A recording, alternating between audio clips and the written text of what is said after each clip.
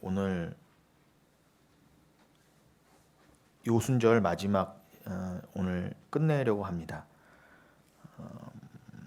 네, 좀 지난 시간까지 했던 거를 이제 좀 정리해서 말씀드리면 먼저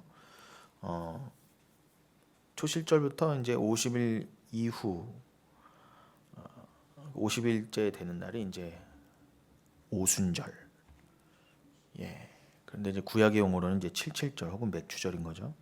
거기 이제 함께 읽으신 그 오순절에 관한 그 칠칠절에 관한 본문 그 레위기 23장 15절부터 15절 이하가 그 칠칠절에 관한 절기에 관한 말씀인데 그 제일 처음 15절에 보시면 안식일 이튿날부터 그 날을 세라고 말씀하십니다. 날을 계수하라. 그럼 안식일 이튿날 그날이 신약에서는 복음서에서는 언제였죠? 예수님 부활하신 초실절이었죠. 그러니까 거기 레위기 23장 15절에 안식일 이튿날이라고 된 그 날이요 바로 초실절이에요. 그 초실절부터 날을 계수하라는 겁니다. 거기 그러니까 그 15절을 풀어 말씀드리면은 그죠? 너희가 이제 흔들 재물 그 요제로 곡식단을 가져온 날부터 세라. 근데 곡식단은 당연히 우리가 배운 대로 초실절에는 뭘 갖고 왔었다고요? 겨울보리 한 단을 가져왔었죠. 그래서 그것을 하나님 앞에 흔들어 드렸잖아요.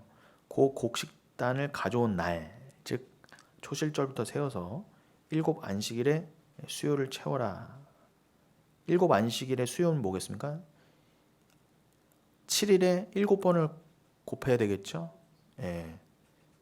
안식일은 7일마다 돌아오니까 그 7일에 7 안식일이니까 7일에 7을 곱하면은 이제 7, 7에 49죠. 그럼 49일째 되는 날 그 이튿날이 50일째겠죠. 안식일 이튿날. 그 이튿날까지 합하여 그러면은 합하여 계수하라 했으니까 이제 50일째 되는 거예요. 그래서 7번째 안식일 되는 그 다음 날 우리로 치면 일요일에 다시 첫 만물 하나를 드리라는 거예요. 그거는 바로 밀의 첫 만물인데 그 초실절 때처럼 보리 한 단을 드리는 게 아니라 이번에는 어떻게 해요? 그 밀을 잘 빻아서 가루를 내서 거기다 누룩까지 넣어서 유교병 2덩어리를 만들어서 하나 앞에 흔들어 드리라. 그래서 여러분 7, 7은 49 그래서 77절이라고도 하는 것이고요. 그 다음 날까지 하면 50일이어서 이제 오순절이라고도 하는 것입니다. 그때가 딱 말씀드린 것처럼 밀을 추수하는 시기여서 맥추절이라고도 하는데 여러분 밀을 소맥이라고 하잖아요. 소맥 그 한자어로는 소맥이라고 하잖아요. 그래서 맥추절이라고도 하기도 합니다만 물론 이 77절 절기에는요 여름보리도 거두긴 거둡니다. 그래서 밀을 주로 거두되 여름보리도 거두기 때문에 뭐 그게 소맥이 됐던 그냥 보리맥이 됐던 그래서 이제 맥추절이라고 할 수 있겠습니다만 그런데 여러분 엄밀히 말씀드리면 지난 제가 추수감사할 때도 말씀드렸지만 출애굽기에 기록된 맥추절을 보면은 출애굽기 23장에서는 하크 치르라고 되어 있었죠. 이거는 이제 수학의 절기라고 번역되어야 되고요.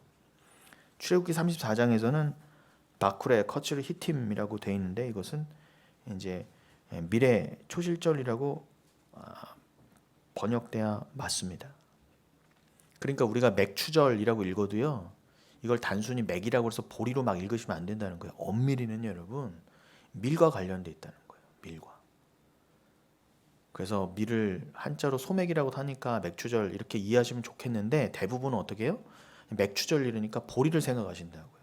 근데 출애굽기를 봐도 이 맥추절의 맥이 보리라고 돼 있는 근거가 없어요. 근데 우리나라는 7월에 한국에서는 7월경에 보리를 드리는 맥추감사절이 있잖아요. 지금도 지키는 교회가 많은데 그 맥주 감사절 지키면서 구약의 맥주절을 따와서 우리가 맥주 감사절 지킨다. 우리가 지금 한국 교회가 지금 맥주 감사절이 성경 구약의 맥주절에서 온 것이다. 이렇게 생각하시지 말라는 거예요. 전혀 다른 겁니다. 시기도 다를 뿐더러 드리는 곡식도 달랐어요. 그러니까 제가 맥주 감사절 안 지켜도 상관없는데 그것을 더 주님 앞에 이렇게 감사를 더 생각하시기 위해서 맥주 감사절도 제정해서 지키실 거면 엄밀하게 엄연히 구분해서 잘 알고 지키시더라도 지키셔야 된다. 그리고 지킨다는 의미가 우리의 맥주 감사절은 구약의 절기와도 상관이 없는 것인데 예수님이 오심으로 구약의 절기도 다 완성되고 이제는 문자적으로 지키면 안 되거늘 우리가 또 교회라는 이름으로 예수님이 완성하시고 끝내버리신 것을 또 맥주 감사절이라는 걸 만들어내서 교회가 지키네 마네 이런 거는 주 앞에서 하등 의미도 없을 뿐더러 오히려 죄를 쌓는 거라는 거예요. 그러니까 지킨다고 해서 맥주 감사절을 뭐 어떻게 지켜야 된다. 성경에도 없어요. 맥주 감사절이라는 게 없다니까요. 구약의 맥주절과는 아무 관계가 없기 때문에. 근데 뭐 우리가 7월 됐으니까 교회가 맥주 감사절 지켜야지. 그래서 뭐 갖고 와라, 뭐 갖고 와라 해서 막 그걸 우리가 만들어낸 법 아래에서 문자적으로 지킨다는 건 그거는 더더욱 나쁜 것이란 겁니다. 교회 전통이란 이름으로 만약에 지키실 거면은 추수감사절처럼 11월에 추수감사절처럼 7월에 맥주감사절도 만약 지키고 싶다. 뭐 그런 예를 들어 그런 교회가 있다면 정확한 성경적인 근거를 가지고 지키되 이것은 구약의 맥주절과 구별돼야 되며 지키되 우리가 그 감사의 정신을 따라서 율법적으로 행위적으로 지키면 안 되는구나. 우리가 주일에도 나눴지만 로마서 4장이 어떻게 해요? 아브라함은 일한 것이 없어도 의롭다함을 얻었다 했어요. 그 말은 뭐예요? 두 가지로 해석하면 아브라함이 여러 가지 일을 했죠. 그런 하나님 앞에서는 그건 일로 계수되지 않을 뿐더러 아브라함이 어떤 일을 했어도 심지어는 자기 아들을 갖다 바쳤어도 그 일로는 구원이 아니다. 믿음의 조사라는 아브라함도 한 행위로서 구원받은 게 아니었다면 우리는 내 하나밖에 없는 자식 갖다 바칠 수도 없잖아요. 근데 그렇게 자식 갖다 바친 아브라함조차도 그 일을 계수하지 않으신다고 한다면 우리가 하나님 앞에 뭘 가지고 도대체 천천의 수장이나 만만의 기름을 가지고 가도 하나님 앞에 아무 계수가 안 된다고 그랬는데 우리가 뭐 조금 거둔 뭐 곡식 가지고 과일 가지고 나아가 봐야 하나님이요 사실 그건 자격도 안 되고 조건도 안 될 뿐더러 하나님은 근본 자격을 안 따지는 거 조건을요. 믿음의 조상이라는 아브라함이 아들 갖다 바쳐도 그 일로는 널 구원한다고 하신 게 아니라 설령 네가 아무 일을 하지 않았다 할지라도 거기서 말한 일은 우리가 흔히 생각하는 노동을 말하는 게 아니라 무슨 일이겠어요? 주 앞에서 율법적인 행위, 율법의 행위로 나오는 거는 하나님이 가증히 여기실 뿐더러 그 일을 하나도 안 했다 할지라도 내가 너를 만세전 택하여 구원하기로 작정한 즉 내 사랑을 입은 자 내가 택한 백성이면 내가 믿음을 주게 되어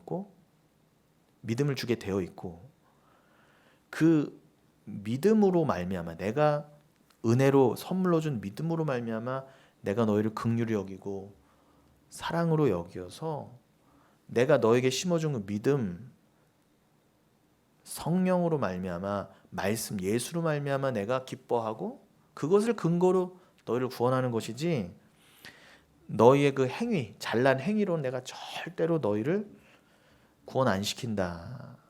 왜냐하면 영광은 오직 내 건데 너희가 너희 행위로 구원받다 왔다면 내 앞에서 너희들이 자랑할 거 아니야.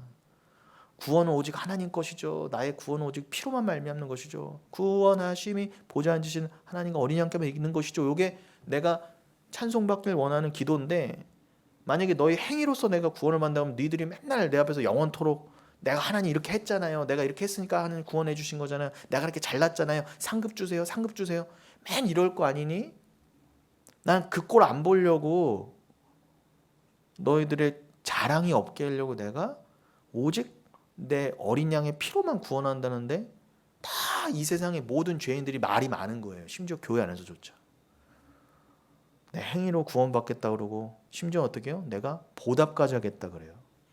아니, 감사는 한데 내가 그 은혜 갚을 수 있어 이렇게 나온다는 거예요. 내가 갚을 수 있으니 복 달라 이렇게 되는 거죠. 아닙니다, 여러분. 내가 철저하게 죽을 수밖에 없었는데 그가 하나밖에 없는 아들 피를 우리에게 안 뿌려주셨으면 나는 아무런 가망이 없다고 한다면 여러분 그 앞에 가서 자기의 가장 소중한 아들의 피를 낸 그분 앞에 가서 복 주세요. 내가 원하는 거 주세요. 그럴 수 있냐고요. 여러분, 여러분에게 독생자가 있어요. 하나밖에 없는 자녀가 있어요. 하나밖에 없는 자녀를 여러분 만약에 희생시켜서 누구를 살렸어요. 그것도 원수. 옛날에 비슷한 손영원 목사가 비슷한 그런 일을 했었다라는 기록도 있는데 정말 때려주기도 시원찮을 만한 원수를 위해서 여러분의 하나밖에 없는 자식을 내놨어요. 그럼 애통하게 되잖아요. 그 애통이 뭐라고 펜테오가 왜 내 하나밖에 없는 자녀가 죽어야 됩니까? 라는 그 아픔이 애통이라 했잖아요. 그럼 십자가를 보면서 어떻게 하나님은 나 같은 죄인을 위해서 당신의 아들의 피를 쏟으십니까? 라고 하는 그 애통으로 나가야 되는데 우리는 아무도 스스로 그 애통을 나갈 수 없는 자예요. 그래서 다 죄인이라는 거예요. 그러니까 은혜도 모르고 다 죄인이에요, 우리는요. 그런데 여러분이 만약에 그 철천지 원수 죄인한테 그 사람을 위해서 여러분의 하나밖에 없는 자녀를 죽였다 생각해보세요. 희생했다 생각해보세요. 가당치도 않지만 만약에 그 사람이 여러분 앞에 와서 아이고 내가 그 은혜 갚아보겠다 그러고 어떻게 갚아줘요? 내 죽은 자녀가 살아오지를 못하는데. 그럼 내가 좀 갚아봤으니까 복 달라고. 다 내어준 여러분 앞에 와서 이거 출시 없어 저거 출시 없어 하면 그 자체가 어불성설이잖아요. 근데 그게 당연한 인지상정인데 왜 우리는 하나님 앞에 가서 이렇게 뻔뻔한지 모르겠어요. 우리가 하나님 앞에 가서 하나님이요 아들 외에 아무것도 안 주셨다 할지라도요 우리는 아무 할 말이 원래 없어야 돼요. 그런데 우린 다 잘났어요. 불평까지 해요. 왜 이것도 안 주고 저것도 안 주냐. 심지어 삿대질까지 합니다. 삿대질하는 손가락 부러뜨려야 돼 아주. 근데 우리가 거기서 자유할 사람이 아무도 없어요. 여기는 저부터요. 돌아보면은 어제까지도 불평하며 왔어요. 우리는요 정말 씻을 수 없는 죄인이라는 것입니다.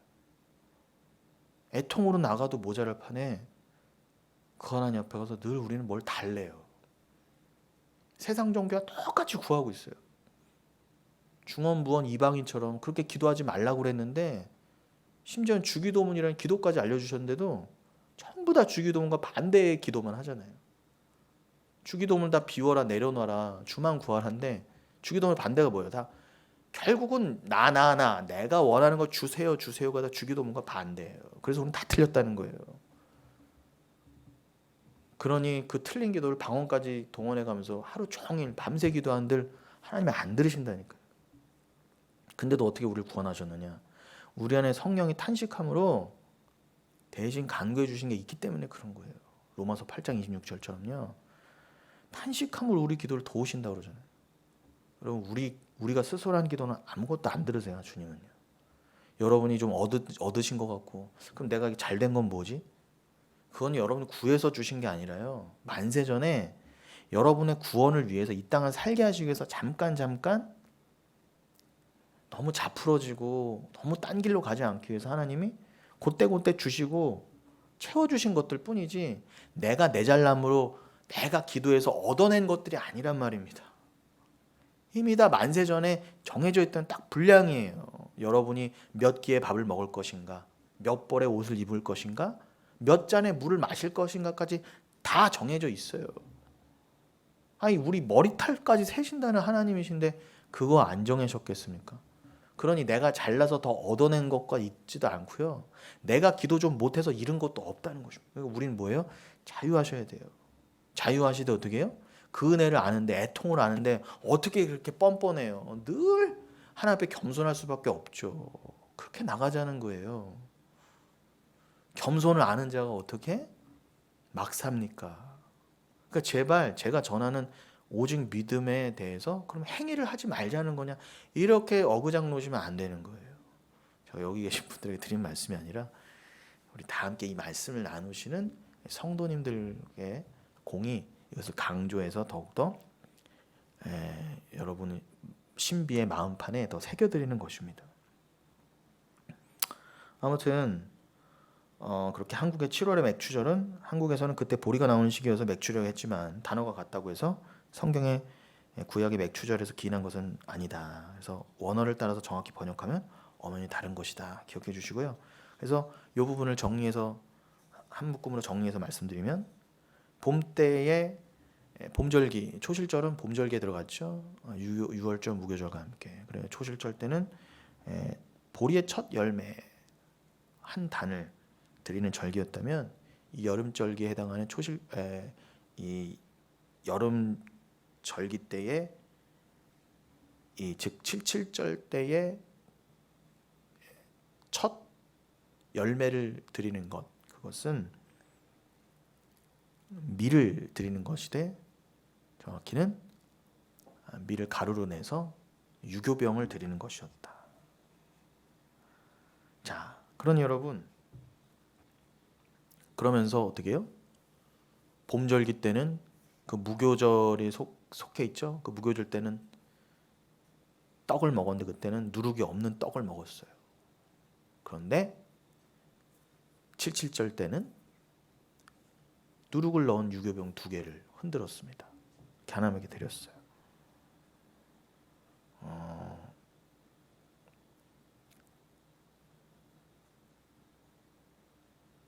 그 무교절 때는 누룩이 없는 떡, 그것은 죄가 없으신 예수를 상징했다면, 칠칠절 때에 누룩이 들어간 유교병 2개는 뭘 상징합니까? 바로 죄인된 우리를 상징하는 거예요. 우린 누룩이 죄를 상징하니까요. 그럼 뭐예요? 누룩이 없는 떡, 즉 예수가, 말씀이라는 떡이 죄인된 우리를 먹어버리는 거예요. 우리를 덮는 겁니다. 그러니까 우리는 원래 누룩이 있는 죄인들이었는데 그걸 하나님 앞에 이렇게 흔들어 드린다는 거는 우리를 그대로 하나님 앞에 인정하는 거잖아요. 우린 죄인입니다, 하나님. 그렇죠. 죄 없으신 말씀이신 그 영생의 양식이신 예수가, 무교병 되신 예수가, 주님, 우리 누룩 있는 우리를 덮으신 거죠. 우리를 대신해서 주 앞에 드려진 것이죠. 그 1년의 그 구원을 기억하게 하시기 위해서 봄절기 때는 무교병을 얘기하신 거고요. 지금 여름절기인 칠칠절 때는 유교병을 말씀하셨다는 것을 잊지 마시기 바랍니다. 죄 없으신 예수와 죄인된 우리를 상징하는 것과 함께 우리가 어떻게 구원을 받았는가, 그 죄 없으신 예수로 말미암아서 우리의 죄가 다 삭제됐다라는 것을 잊지 말라고 우리에게 그런 절기들을 주신 것이고요. 그럼 이걸 안다면 여러분, 내가 이제 애통도 알았어요. 애통을 알았기에 진짜 기쁨도 알았어요. 여러분, 진짜 기쁨을 알려면 어떻게 해요? 진짜 애통을 알아야 돼요. 그래서 우리에게 애통을 주시는 거예요.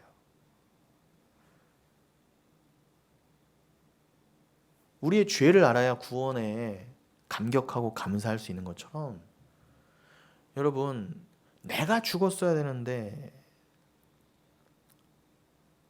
심지어는 내 손으로 난 내 혈육으로도, 혈육을 희생한다 해도 가당치도 않은 우리 죄인들을 위해서 하나님의 독생자가 희생되었다. 나도 그 희생의 은혜 안에 들어가서 함께 구원을 받았다. 그럼 여러분,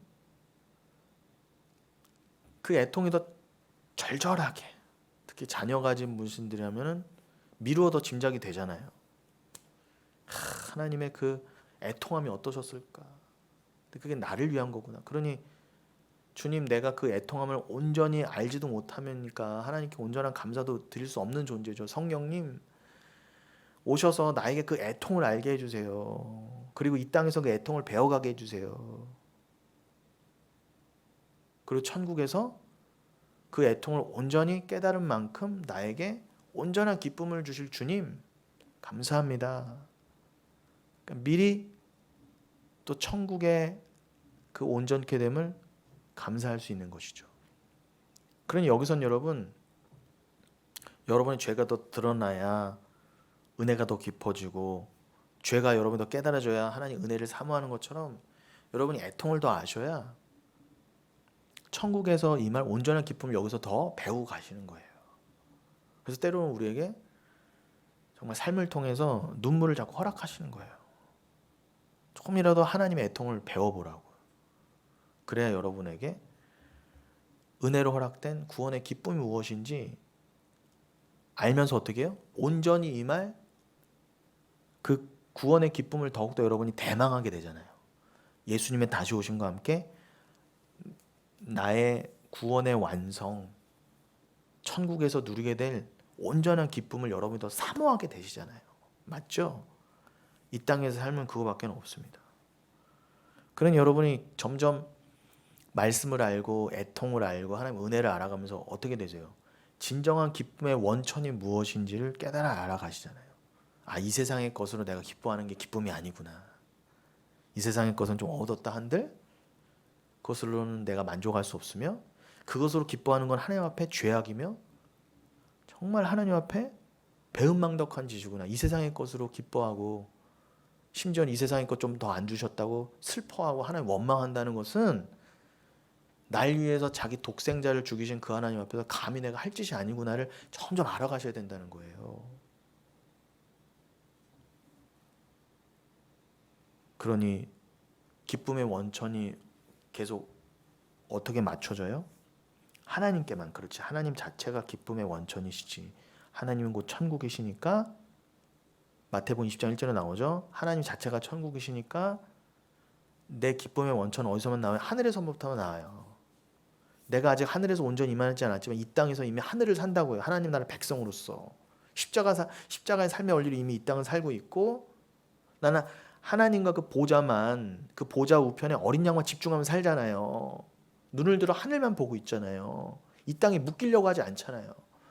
어떻게든 이 땅을 빨리 끊고 하늘 소망으로 가고 싶어하는 그 소망으로 저는 차고 있잖아요. 그럼 어떻게 해요? 이 땅에서는 때로는 아프고 눈물이어도 천국의 온전한 기쁨이 더 사모되니 그 기쁨으로 나는 살아요. 기쁨의 원천은 하늘이에요. 이게 성도예요. 그럼 여러분, 그 기쁨의 원천은 한마디로 뭐겠어요? 진짜 안식에 대한 진짜 기쁨, 완전한 약속으로 인한 기쁨이잖아요. 그게 지금 오순절의 다른 이름인 77절이 가리키는 바라는 것입니다. 여러분, 7은 안식을 상징하는 숫자라고 말씀드렸죠. 그것에 7이 곱해졌어요. 그럼 안식을 상징하는 숫자에 안식이 곱해졌어요. 그럼 뭐예요? 완전한 안식이라는 것과 함께 7은 또 완전수잖아요. 그러니까 안식을 상징하는 숫자에 완전수가 곱해졌어요. 그럼 뭐예요? 이 땅에서는 완전한 안식이 없다는 거예요. 이 땅에서의 안식일 같은 율법을 통해서 여기서 안식을 누리라가 아니라, 안식을 지키라가 아니라 단순히 하늘에서 허락될 진짜 안식을 기억하고 그것을 소망을 하는 것입니다. 하늘에서의 안식이 진짜 안식이, 이 땅에서는 여러분 안식을 이룰 수 없어요. 근데 자꾸 이 땅에서 우리가 더 편하려고 그러고 더 있으려고 그러고 더 안식을 취하려고 그러고, 이게 문제라는 거예요. 여러분, 있을 수 없어요. 절대로 기독교는 이 땅을 위한 것이 아닙니다. 그럼 안식은 다른 말로 뭐예요? 다른 표현으로요? 약속을 상징하잖아요. 여러분에게 약속하신 게 결국 뭐예요? 예수라는 피로 약속하신 게 뭐예요? 새 언약 백성들에게 새 언약으로 허락하신 게, 약속하신 게 뭐예요? 내가 영원한 안식을 주겠다잖아요. 같은 내용입니다. 그럼 그 약속의 숫자인 7에다가 완전수 7을 또 곱했다는 거예요. 7, 7은 49라는 게 뭐예요? 아, 정말 말 그대로 완벽한 약속의 성취구나. 그럼 나는 이제는 천국에서 완성될 완벽한 약속의 성취를 이미 믿고 그 믿음 때문에 기뻐하는 거예요. 아직은 이 땅에 살지만 세상에 주의 영을 받지 않은 그런 짐승 같은 인간들과 달리 이 세상 사람들은 뭐예요? 땅만 보면서 하늘의 약속, 하나님 나라 이런 거 생각도 안 한다니까요. 이 땅에서 이루어질 것들, 이 땅에서 내가 바라는 것들, 이 땅에서 내가 소원하고 희망하는 것들에만 다 천착하고 있을 때 극소수지만 성도들은 눈을 들어 어떻게 해요?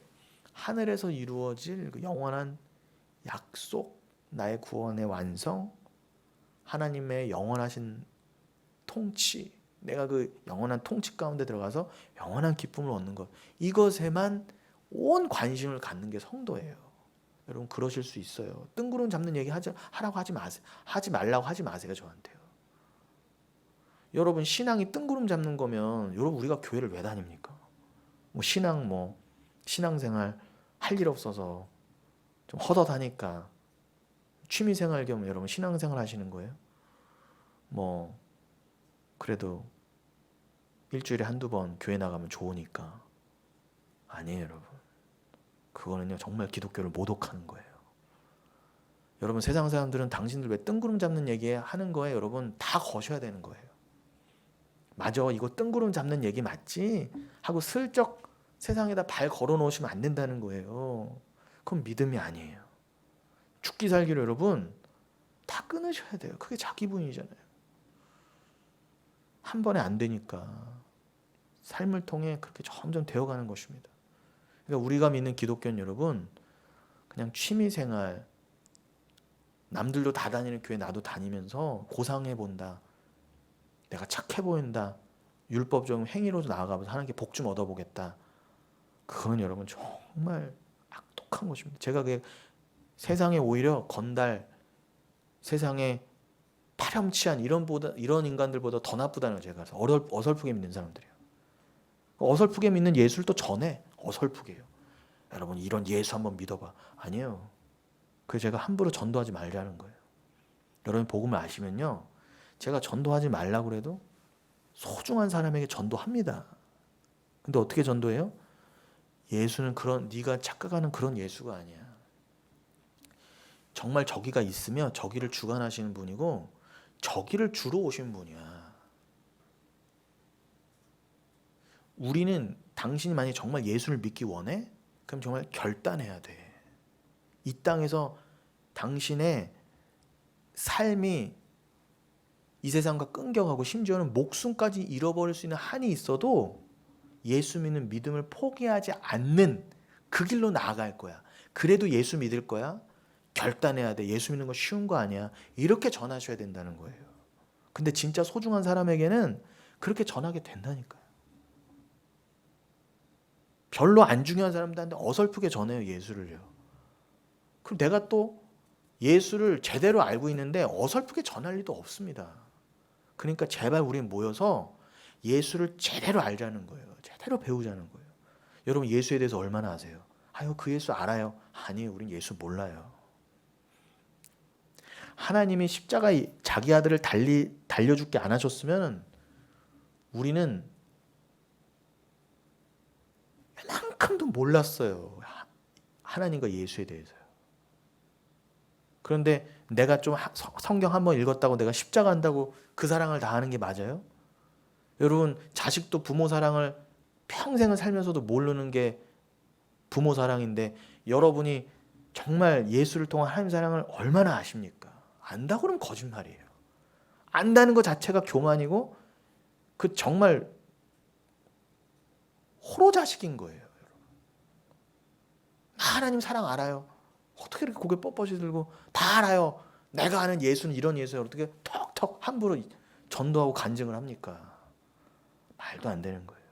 내가 예수 믿었더니 이렇게 됐다. 무슨 병 좀 나았다. 돈 좀 벌어봤다. 그건 하나님 사랑 모르는 거예요. 애통을 알고 복음을 알면 그럴 수가 없습니다. 그래서 여러분 이 77절 그런 중요한 의미들이 다 담겨져 있습니다.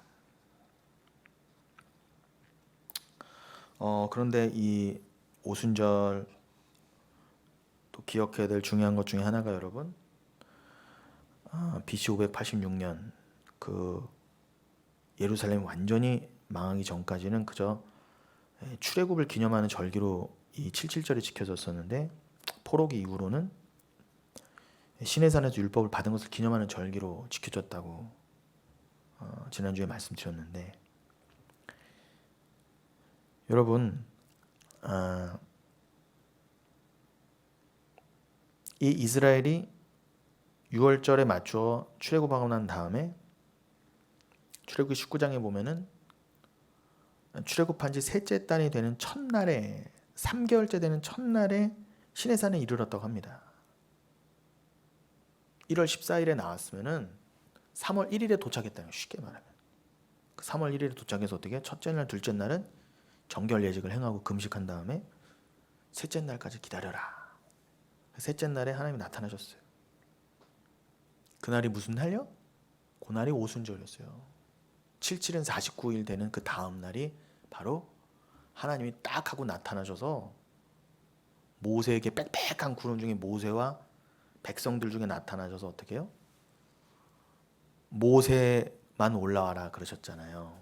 모세 아론만 올라오고 나머지 백성들도 산 밑에 있어라. 함부로 올라오다가 죽임당한다. 여러분, 우리는 그렇게 하나님 앞에 함부로 다가갈 수 없었던 존재입니다. 그때 하나님께서 모세에게 20장에 보면 10계명부터 해서 말씀으로 임하시죠. 그래서 이걸 전해라 그래요. 10계명만 전하신 게 아니라 10계명을 포함해서 여러 율법들을 말씀으로 모세한테 알려주세요. 모세가 알겠습니다. 가서 전하겠습니다. 근데 이렇게 말씀을 받고 있는 중에 백성들이 보니까 하나님 우르릉 쾅쾅 막 빽빽한 구름 중에 하나님 모세하고 대하고 계셔. 그러니까 백성들이 모세요, 우리는 저 하나님의 어미하신 말씀을 감히 직접 들을 수도 없습니다. 우리는 그럴 자격도 안 되고요. 너무 두렵습니다. 너무 어미하신 하나님, 경외스러운 하나님, 우리는 가까이 다가갈 수조차도 없고 그 말씀도 직접 들을 수가 없어요. 그러니 모세요, 당신이 중간에서 우리에게 대신 전해주세요. 원래 하나님은 그런 존재예요, 여러분. 우리가 빳빳이 하나님 얼굴 보여주세요, 하나님 음성 들려주세요. 원래는 그럴 수 없는 존재잖아요, 우리가요. 죄인인 우리가 어떻게 그래요? 그럼 중보자인 모세 덕분에 말씀을 전해 들었다고 한다면 우리는 어떻게 해요? 우리의 진짜 중보자는 누구라고 그러세요? 모세가 가리키는 바. 모세는 가짜고 모형이었어요. 그림자였어요. 그럼 진짜는 누구예요? 진짜 우리의 중보자는 누구라고 그러세요? 신약에서 예수라고 그러시잖아요. 그러니까 예수로 말미암지 않고 우리 하나님을 모른단 말입니다. 그리고 예수로 말미암지 않고 우리는 그 어미하신 하나님께 나아갈 수도 없고요. 그래서 모세가 중간에서 대신 그 말씀들을 전해주고 어떻게 해요? 모세야, 그럼 내가 이제 너에게 알려준 것들을 내가 돌판에다 써줄게. 올라와라. 40일 동안 금식하면서 나와 함께 있자. 꼭 밥 굶어라가 아니라 어떻게 보면은 하나님하고 40일 동안 하나님 나라를 경험하는데 뭐 지금 밥이 문제겠습니까? 사실 밥을 안 먹어도요 괜찮은 상황이었을 거예요. 지금 말씀이 막 떨어지고 막 천국이 보이는데 밥이 문제겠습니까? 40일 금식했다가 중요한 게 아니에요, 여러분. 함부로 여러분 40일 금식하지 마십시오. 죽습니다, 잘못하면. 모세 때만 모세에게만 허락하신 거예요. 40일 동안 강권적으로 그 말씀과 천국을 알려주시려고 밥 먹는 시간도 삭제시켜 버리신 거죠. 근데 기가 막힌 건 그렇게 돌판에다가 그 10계명을 포함해서 주셨던 말씀들, 그리고 성막을 어떻게 지어야 되는지를 다 받아갖고 딱 왔더니 이 인간들이 어떻게 해요? 밑에서요? 출애굽기 32장 무슨 짓거리 하고 있었죠, 여러분? 저기 뭐 금송아지, 금박을 소에다 씌워갖고 그 섬기고 있었잖아요. 이게 야훼다, 우리의 야훼다. 아우, 모세 이 인간 언제 내려오는 거야? 아론에게 쫄랐죠. 아론도 문제예요. 대제사장이라는 것부터가 썩었어요. 우리에게 하나님을 만들자. 만들어 달라. 니들이 원하는 하나님 뭐냐? 당연히 금이 좋지. 금이 좋지. 금신. 금 하나님, 돈 주는 돈신 만들자. 거기다가 여호와 야훼라고 이름을 붙였어요. 이게 이 금송아지가 금덩이가 돈이 우리를 구원한 출애굽에서 애굽에서 우리를 건져낸 우리 하나님이다. 돈이 짱이지 돈신. 똑같죠 우리랑요. 진짜 죄가 뭐예요 여러분? 하나님을 모르는 게 죄인가 동시에 하나님을 함부로 정의 내리는 게 죄예요. 하나님이 지금요 모세 불러다가 나는 이런 하나님이야 그리고 율법을 알려주고 그러고 있는데 지들끼리 누가 아무도 안 알려줬는데 지들끼리 산 밑에서 어떻게 해요? 이게 하나님일 거라고 자기 욕심에 이끌려 자기 죄가 하나님을 만들어내더라. 그게 죄예요. 그게 오늘날 우리랑 똑같은 거예요 여러분. 교회에서 하는 짓거리들이 똑같잖아요. 절대 하나님은 내가 그런 하나님이라고 안 알려주셨는데 자기 죄가 하나님은 이런 하나님이야 뭐 한 번도 성경 공부도 안 하고 안 했는데도 돈신으로 막 하나님을 헷갈려하고 그냥 헷갈려도 괜찮아 돈신이 좋아 그러고 있고 심지어 야 이게 바로 하나님이고 예수지로 돈신을 막 전해요. 예수 믿으면 돈 벌어 하나님 믿으면 돈 많이 벌어. 여러분 이게 다 금송아지 사건처럼 똑같이 우상숭배하던 자들의 모습이에요. 어떻게 됐어요? 다 죽었잖아요 여러분. 칼로 다 배 죽었어요. 모세가 한 명도 안 살렸어요. 어머 불쌍해 어머 애인데 여잔데 아니라 다 죽였다니까요 여러분. 칼로요. 그럼 뭐예요 여러분? 율법을 예수를 모르면 하나님을 제대로 모르면 뭐라 율법은 심판을 상징하잖아요. 돌판이 쪼개졌다는 건 심판을 상징하잖아요. 언약이 깨졌다는 거죠. 여러분 하나님이 우리하고 맺은 약속 그냥 깨시면 나 너 구원 안 할래. 야 나 너 필요 없어 이러시면 우리 다 죽어야 돼요 여러분. 원래 우린 그런 존재였어요. 아무런 자격도 없고요. 정말 우리는 하나님조차도 그냥 돈 했던 자들이에요. 하나님 가장 경멸했던 3,000명이 죽어나갔어요 여러분. 그게 여러분 죄인이 맞이하게 될 심판의 모습입니다. 그런데 여러분 기가 막힌 건 구약 때에는 그 오순절 그 절기에 맞춰서 7.7절 절기에 맞춰서 심판이 일어났어요. 율법을 주셨는데 그 율법을 그냥 막 받아버려서 율법을 은혜로 모르니까 다 죽었다니까 여러분. 그런데 여러분 신약으로 넘어오면 어떻게 해요?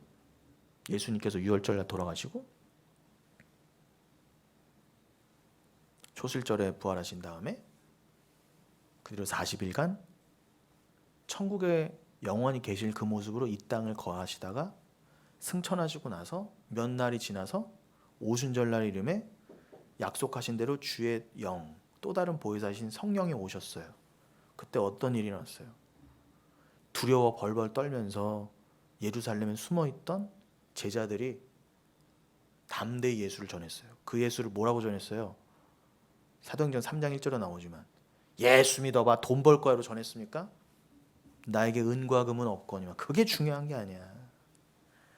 예수를 전했잖아요. 진짜 하나님을 전했잖아요. 여러분 그 하나님 전하실 거면 전도하세요. 또 어설픈 간증으로는 제발.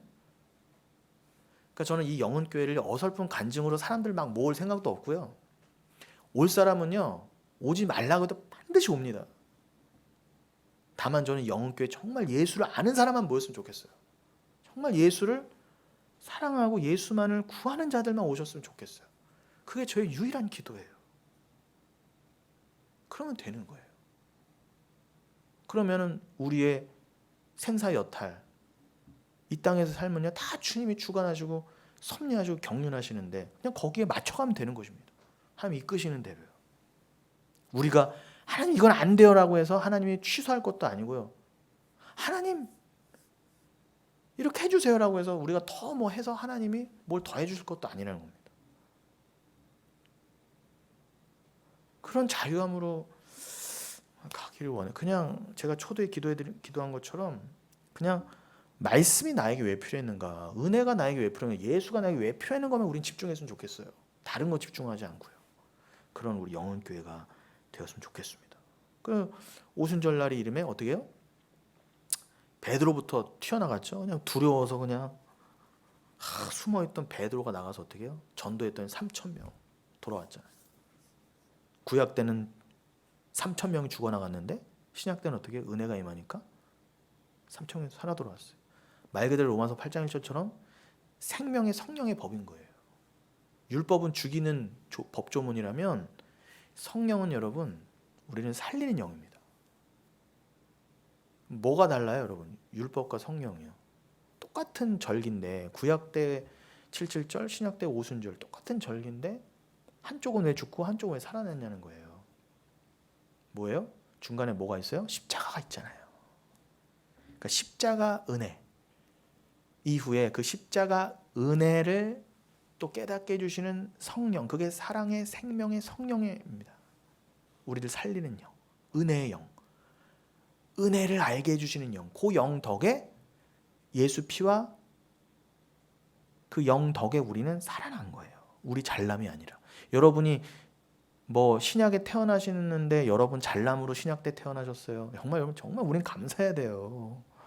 우리가 웬 은혜로 예수님 이후에 이때 그것도 대한민국에 태어나서 하나님 은혜를 알게 됐냐는 거예요. 그래서 살아나셨냐는 거예요. 그냥 감사, 넙죽 감사하셔야 돼요. 그 앞에 가서서 이것 주세요. 저 따질 수가 없다니까. 그냥 정말 너무너무 감사한 거예요. 저도 진짜 제가 깨달은 것과 더불어 어떻게 전하는 자까지 되냐 말이에요. 저 같은 인간이요. 깨닫는 것도 불가능했는데. 그리고 저같이 세상 간사하고 세상적일 수 있던 인간이 어떻게 자기 부인을 말하면서 여러분 제가 정말 간사할 것 같으면 여러분 예수 믿으세요. 좋은 일 있습니다. 이러고 그냥 저도 편하게 목회하면 돼요. 제가 굳이 저의 옛사람을 꺾어가면서까지 제가 이렇게 죽어라고 십자가만 전하겠습니까? 저도 힘들어요, 여러분. 왜 그렇습니까? 받은 은혜를 너무 크게 받아서 그래요. 그러니 여러분 우리가 이렇게 오순절날 성령이 오심으로 알면 우리는 어떻게 됐습니까? 정말로 예배가 가능한 자가 됐잖아요. 3,000명이 살아나서 어떻게 했어요? 다 예배 드렸잖아요. 하나님 찬송합니다. 감사합니다. 그 예배는 천국에나 있을 법한 예배가 이 땅에서 드려지게 된 거예요. 그게 오순절 성령의 역사인 거예요. 오순절 성령이 오서 랄라라 뚜뚜뚜하고 방언하게 해주고 그냥 자기 소원 이루게 해줬다는 게 그게 중요한 게 아니라 여러분이 이제는 진짜로 예배드릴 수 있는 자가 되었다는 게 예배드릴 수 있는 자가 되었다는 건 뭡니까? 다른 표현으로 구원받은 자라는 증거잖아요. 구원받은 자만 예배를 드릴 수 있으니까요. 그럼 요한복음 4장에서 뭐라고요? 예수님께서 예배의 정의를 내려주셨을 때 영과 진리로 예배를 드리는 게 예배다. 그럼 맞네요. 진리는 예수니까 십자가의 예수, 진리 우리가 받았어요. 그리고 오순절의 이름에 성령까지 오셔서 어떻게 해요? 영까지 받았어요. 그럼 우리는 영과 진리를 다 받았으니 뭐예요? 이제 우리는 드디어 예배드릴 수 있게 된 거예요. 그거 말한 거예요, 예수님은요. 그걸 미리 예언하신 거죠. 사마리아 여인한테, 곧 우리에게. 그럼 왜 굳이 50일 후인가? 말씀드렸잖아요. 7은 49의 완성이니까 뭐예요? 7에 7 곱한 거니까 영원한 약속, 영원한 안식에 관한 약속의 완전수를 곱해서 어떻게 해요? 정말 완벽한 안식에 대한 천국 영생에 대한 약속 그거 알게 하시려고 예수님 죽으시고 그다음에 부활하신 그날부터 해서 딱 50일에 맞춰서 성령이 오신 거예요. 아 그렇구나. 영과 진리로 우리 예배를 드릴 때 예배는 우리가 영원한 안식의 처소인 그 천국에서 드리는 게 예배지. 아 그거를 우리에게 더더욱 강조해서 알려주시려고 딱 50일에 맞춰서 성령이 오셨고 우린 그 7 곱하기 7 요걸 7일을 7 안식일로 이렇게 깨닫는 것, 그 의미를 아는 게 중요한 거구나. 그래서 하나님이 굳이 49일째 되는 날, 그 다음날 50일 포함해서 오순절에 성령을 보내셨구나. 영원한 예수를 통한 영원한 안식이라는 영원한 약속을 기억하라고. 그것은 완벽한 약속이고 너에게 반드시 성취될 하나님의 진짜 복이라는 걸 잊지 말라고. 야 이렇게 하나님이 정말 빼도 박도 못하게 증거로서 절기에 맞춰서 예수와 성령을 보내주셨구나. 그럼 이제 오순절 다 배우신 거예요. 다 끝난 겁니다. 이게 이제 지금까지 오순절의 총 정리인 것입니다. 그러니 여러분 이제 예수 그리스도의 십자가를 다 가운데 두고 이 십자가가 무엇을 성취해 내는가를 보여주는 게 바로 그죠? 그래서 오순절이에요. 오순절은 이제 성령이 우리에게 오셔서 예수 그리스도의 그 십자가의 의미를, 그리고 그 피의 의미를 이제 명확히 설명해 주셔서, 아, 우리는 바로 예수 때문에 살아난 거구나, 절대 우리는 율법으로 내 행위로 살아난 게 아니구나를 가르쳐 주신 것입니다. 그러니까 예수님의 그 피와 예수님의 십자가 외에 다른 걸 말하는 자들은 진짜 성령 받은 자가 맞아요, 틀려요? 아니라는 것입니다. 그냥 내가 뭔가를 이렇게 막 뜨겁게 경험해야 되고, 뭐 거품 물고 몇 번 쓰러졌다 일어나야 되고, 성령이 오셨으니까 뭐 어디 이상한 데는, 거죠. 옛날, 지금도 그런지 있는지 모르는데, 아 웃으니까 막 여기서도 아 성령이 오셨다고 웃고. 아닙니다. 근데 자기들도 아닌 거 알아요. 근데 저기서 막 웃고 춤추면은 이쪽에서도 어쩔 수 없이 나도 성령 받았다고 티를 내야 되니까 이건 아닌데 하면서 같이 아 웃으면서 막 옷 벗고 춤추고 이러는 거예요. 어떤 막 이상한 데는, 미국 같은 경우에는 막 동물 소리 멍멍멍 소리 내고. 여러분, 이런 유치한 그런 거에 부야 내동하지 마십시오. 현상이 아닙니다. 방언 무슨 뭐 그런 이상한 것들 아니에요, 여러분. 그건 벌거벗은 임금님인데 그걸 말을 못하는 것뿐이에요. 가짜가, 내가 가짜처럼 보이기 싫은 거예요. 그래서 막 더 오바해서 나는 성령 받았다고 막 아 랄랄라 하면서 막 웃고 막 그런 거예요. 아닙니다, 여러분.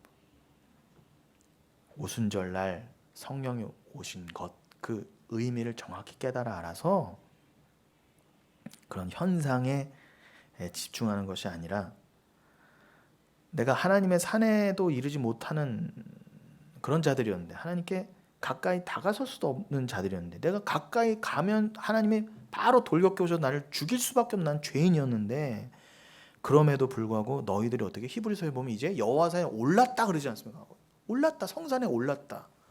누구 덕분에, 여러분? 우리의 중보자 되시는 예수 덕분에 성산에 올랐다. 그 성산은 또 뭐예요? 십자가가 선 예루살렘 시온산이잖아요. 신의 산인과 동시에. 그리고 나는 그 신의 산 위에서, 원래 아니 시온산 위에서 십자가에 내가 못 박혀 죽었었는데 하나님의 아들 대신 못 박혔구나. 그거 깨달아 알게 하시려고 그 성산에 오르게 하신 거예요. 그래서 성령이 오시면 그것이 바로 그 예수에 대한 증거라 그러셨잖아요.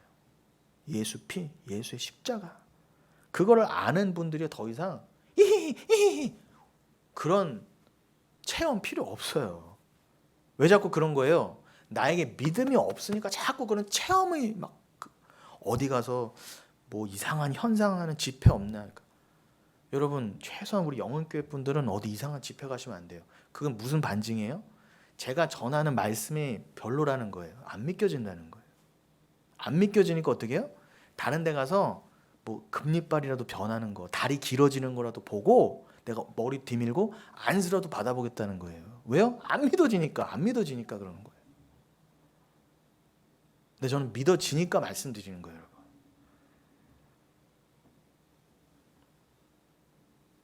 여러분, 정말 여러분이 하나님을 사랑하시면 이성적으로도 팔팔이, 내 이성이 살아있어서 이성으로도 감정으로 다 하나님이 사랑이 인정이 되고 하나님 사랑이 돼요. 그럼 여러분 앞에 자녀들이 와서 어머님, 아버님 사랑합니다, 정중하게 사랑을 고백하고 표현하는 게 맞죠.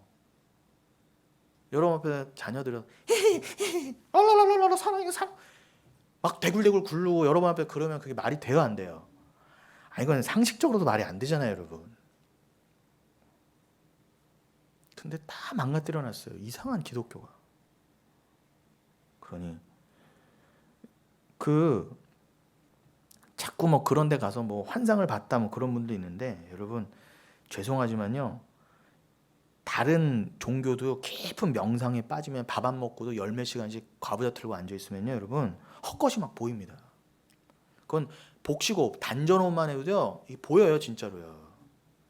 지금 날씨 춥잖아요.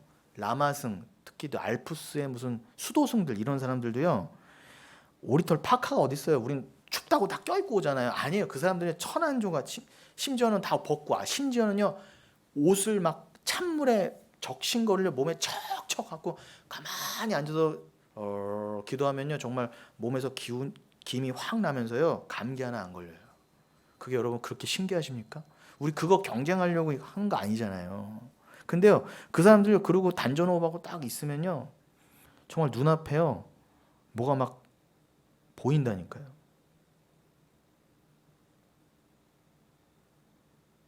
그러니 우리가 그런 엑스타시 그 호흡만 조절해도 자기가 수행 정진만 해도 옛날에 그 사명대사였나요? 일본 사람들이 죽이려고 막 불을 떼었는데 그 안에 들어가 있는데 안 죽었대잖아요.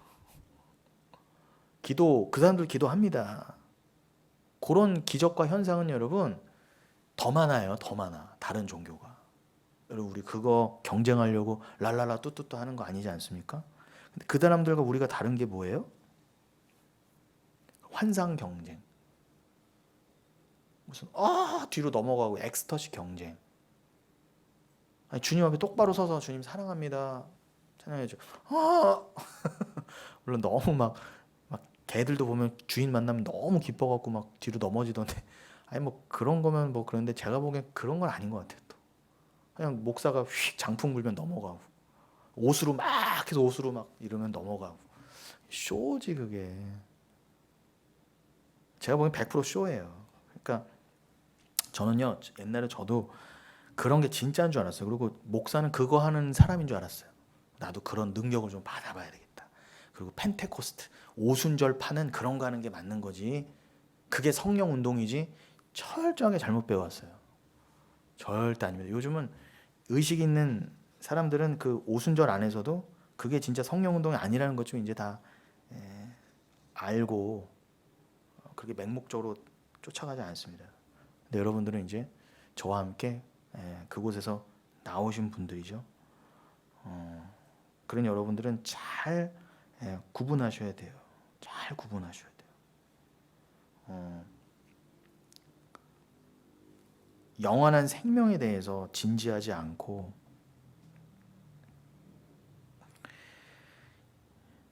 예수에 대해서 하나님 나라에 대해서 진지하지 않으니까 요즘은 어떻게 해요? 그냥 자기들끼리 잔치 벌려요. 이제 뭐 장로교 오순절도 따로 없어요. 장로교에서 오순절 가서 부흥해주고 오순절에서 장로교 가서 부흥해주고. 근데 겉으로 교파만 다르지 다 똑같은 얘기예요. 결국은 뭐예요? 기적. 뭐 말씀하다 결국 기적이에요. 기적. 금리빨로 변했느냐. 결국 뭐 응답 받았느냐. 뭐. 근데 거기서 영원한 생명, 천국에 대해서 저는 말하는 거 거의 못 봤어요.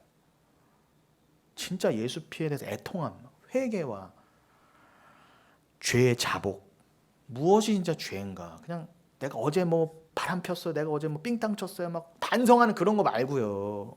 그거는요 다 누구나 자유로울 수 없는 거예요. 어떤 죄인이건 스물스물 나올 수밖에 없는 거예요. 그냥 그거 매번 반복될 것들 반성하라고 그런 부흥회가 있는 게 아니라 진짜 죄를 알면 그런 삶에서 점점 놓여져 갈 뿐더러 또 수시로 그런 나의 연약함이 나오는 중에 어떻게 해요? 더 십자가를 붙들고 야 나는 이래서 예수 믿을 수밖에 없구나로 가는 거지. 그냥 회칠한 무덤처럼 내가 그냥 기도 많이 했으니까 내가 이런 반성 많이 했다 그래서 그렇게 절대 아닌 것입니다. 그러니 아니 금리빨 같은 게 제가 지금 치과 내일도 치과 이제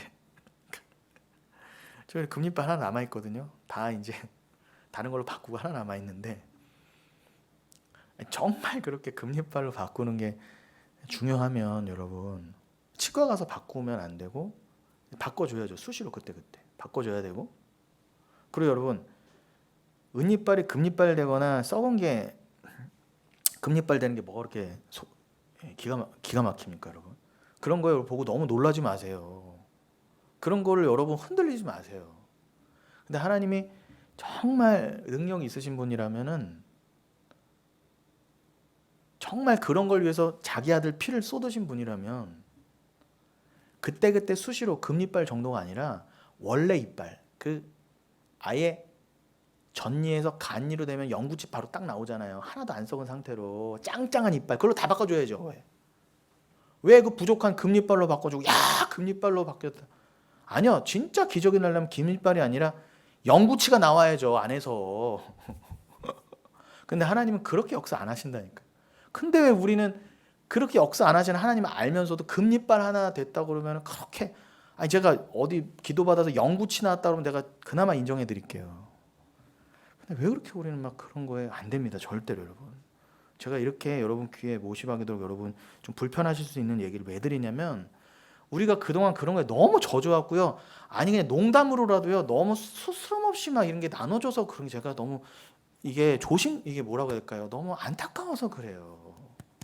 아니 여러분, 그냥 이거는 우스갯소리에 넘어가고 그냥 그랬다더라 뭐 그럴 수도 있지, 이렇게 해서 그냥 주고받을 얘기들이 아닌데, 옛날에 그랬지 뭐 그래도 되는 것처럼, 뭐 그게 뭐 그렇게 문제인가, 이렇게 우리가 다른 거에는 막 죽고 살기로 그렇게 따지면서 그런 거는 허물쩡 그냥 그러네 넘어가는 거에 우리 생명이 걸려 있잖아요. 그러니 여러분들은 꼭 이 받으신 믿음으로 말미암아 영원한 생명이 돼서 이 목사가 교회가 진지한가, 하나님 나라에 대해서 진지하지 않으면 그냥 자기들끼리 잔치 벌이는 거예요. 여러분, 다 망할 잔치. 하나님 와셔서 다 파토낼 잔치 있잖아요. 옛날에 이몽룡도 여러분 어떻게 해요? 변학도랑 다 변사또랑 잔치 벌이고 있었어요. 그때 이몽룡이 심판으로 가서 다 뒤집어 엎었잖아요. 그렇게 될 잔치 벌이고 있는 거라니까 지금요. 암행어사 출도가 아니라 예수 그리스도 오신다 그러면은 암행어사 출도는 아무것도 아닌 것입니다. 그러니 여러분, 엉뚱한 데와 연합을 하면 안 됩니다. 우리는 그 하나님을 대적하는 자들에게서 절대로 연합하면 안 돼요. 그러니까 다 같은 교회라고, 기독교라고 우리는 아무하거나 절대 연합하지 않을 것입니다. 그래서 제가 교단이나 이런 거에 자꾸 민감하는 거예요. 자꾸 조심스러워지고 더 신중해지는 것입니다. 자, 그래서 여러분 좀 말씀을 이제 마치겠습니다. 7절에는 그 새 밀로, 새로 추수한 밀로 떡 만들어서 요제로 흔들어라.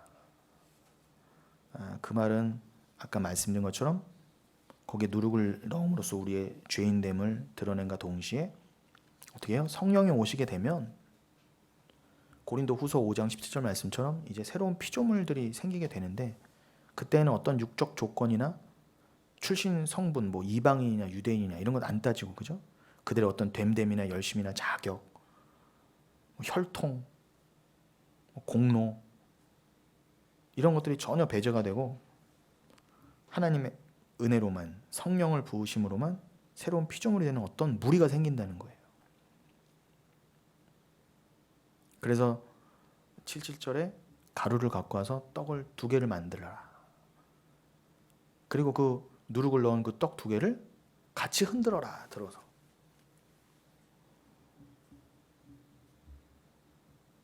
그럼 뭐예요? 에베소서 2장 말씀처럼 에베소서 2장은 예수 그리스도가 막힌 담을 허물어서 어떻게 했다고 하셔요?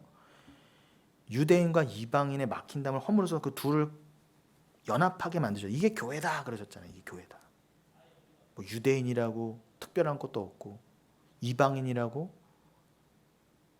구원에 있어서 열등한 것도 아니고 주 앞에서는 다 동일하다는 거예요. 그래서 그렇게 오직 하나님의 은혜로 그 죄인이었던 우리, 유대인도 죄인이고 이방인도 죄인인데 그들 중에서 하나님이 택하신 백성들을 뽑으셔서 어떻게 해요? 이 죄인들을 흔들어서 어떻게 해요?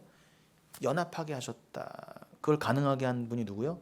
누룩이 없는 떡 대신 예수. 그 예수가 피를 내심으로 그 우리 사이에 막힌 담을 다 허셨어요. 하나님과 우리 사이에 막힌 담도 허셨고 유대인과 이방인 사이에 막힌 담도 허셨어요. 그래서 연합하게 됐다. 감사합니다. 우리 함께 하나님께 유대인과 이방인이 하나님 앞에 교회 백성으로서, 교회로서, 하나님 나라 백성으로서 함께 드려집니다. 이건 예수로 인한 공로입니다. 이렇게, 이게 바로 유교병을 흔들어 드렸던 의미였는데 기가 막히죠. 근데 이거를 구약의 심지어 제사장들도 의미를 모른 채 그냥 열심히 율법적으로 지키기만 했던 거예요. 의미도 모르고. 근데 여러분들은요, 한 번도 예루살렘에 가서 이거 해보지도 않으신 분들이 어떻게 이 의미를 알아? 은혜를 받아 구원에 이르시게 됐냐는 거예요. 저는 정말 어떻게 이런 정말 기가 막힌 어마어마한, 정말 로또가 당첨이 돼도 그렇게 기가 막혀 하는데, 이거 뭐 로또 당첨된 건 비교할 수 없는 은혜가 우리한테 임했으니 여러분 로또 안 돼도 돼요. 하나님 나 왜 로또 안 돼요? 이거는 진짜 로또 된 분들이 하나님 앞에 가서 그러시면 안 된다는 거죠.